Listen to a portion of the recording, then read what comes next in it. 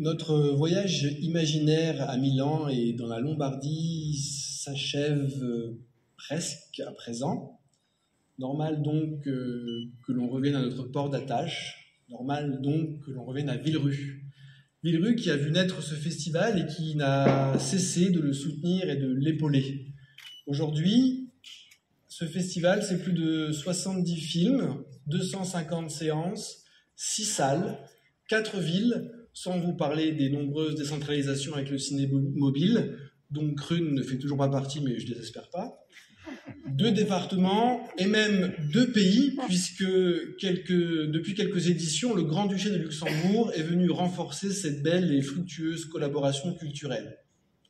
Par sa rigueur, ses choix artistiques et surtout par sa longévité, ce rendez-vous incontournable de notre paysage local a depuis bien longtemps dépassé les toutes petites frontières de notre territoire et rivalise aujourd'hui par sa programmation avec des villes prestigieuses et touristiques, mais qui, malgré leurs efforts pour attirer stars et publics, n'arrivent pas, hélas pour elles, à atteindre notre niveau de convivialité. Tous les invités de toutes les éditions de ce festival sont unanimes, et on en a encore eu un bel exemple ce soir, pour dire qu'ici, à Villerupete, en plus d'une programmation de qualité, on trouve une ambiance toute particulière. Comme chaque année, la ville de Villerue a choisi d'honorer à travers l'Amilcar de la ville un artiste italien incontournable de la scène cinématographique italienne. Et cette année, comme l'année dernière et encore l'année précédente, ce n'est pas un artiste, mais une artiste que nous recevons ce soir. Et quel artiste ? J'en suis tout ému, presque tétanisé.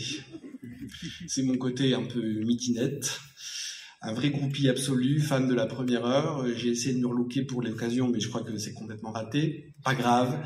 Pour la première fois, il faut bien l'avouer, monsieur le maire, je suis presque jaloux de votre position, ne serait-ce que pour pouvoir la féliciter. Pour découvrir ensemble l'heureux élu de cette 46e édition, j'invite à me rejoindre sur scène Oreste Saccheli, délégué artistique du Festival du film italien, et Pierre Spiziac, maire de Villerue.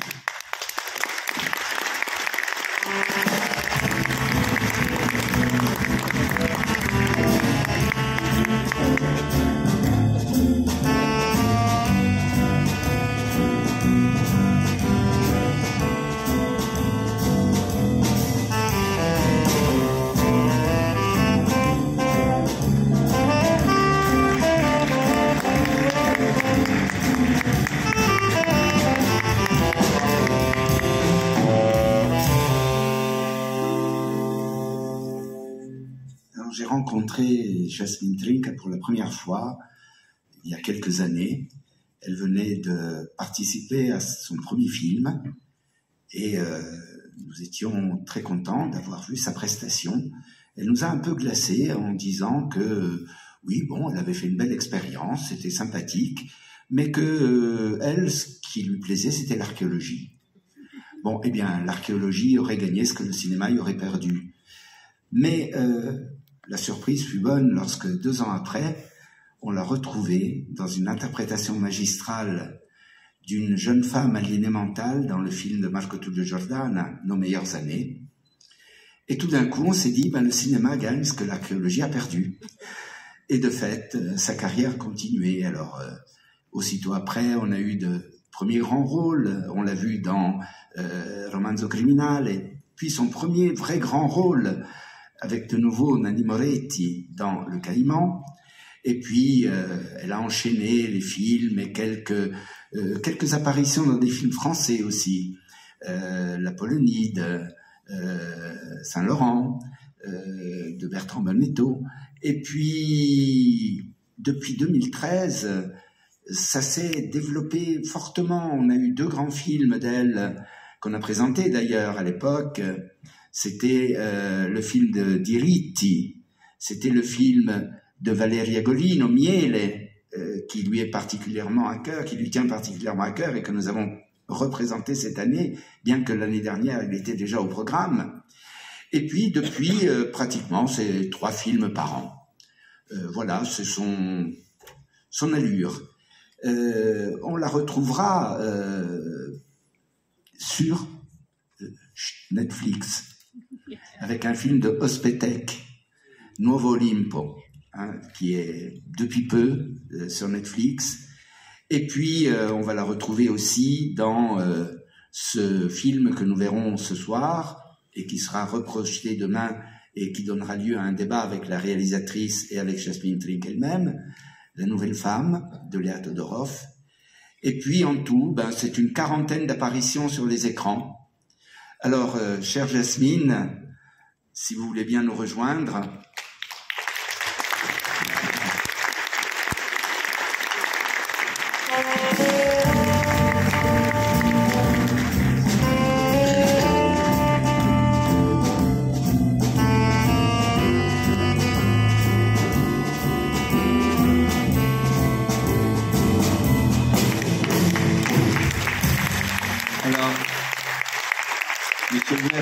Sommes heureux de vous remettre ce prix qui certes est plus modeste que les nombreux films que vous avez collectionnés dans votre carrière. Et c'était pas 40? Une quarantaine? Non. J'espère que non, mais... Pas loin. J'ai dû additionner les courts-métrages, Bon, et puis la réalisation, enfin bref, beaucoup de films. Et donc cet Amilcar, c'est modeste évidemment, comme nos moyens, mais je crois qu'il témoigne de la passion que nous avons ici pour le cinéma italien et surtout pour celles et ceux qui arrivent à le faire rayonner. Donc merci d'être avec nous et merci de continuer à faire rayonner le cinéma italien.